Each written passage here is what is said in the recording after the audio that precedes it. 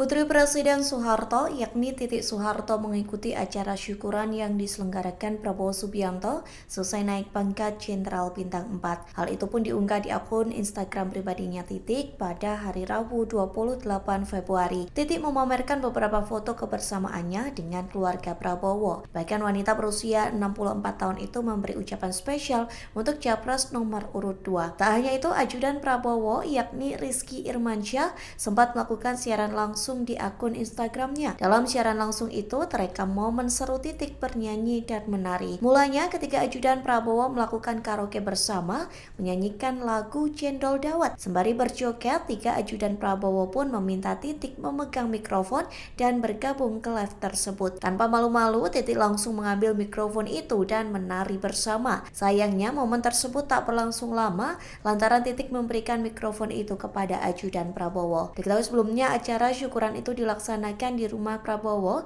yang terletak di Kertanegara, Jakarta. Dalam acara itu, Prabowo pun memotong tumpeng dan memberikannya kepada sang bibi yang berusia 105 tahun. Download Tribun X sekarang, menghadirkan lokal menjadi Indonesia.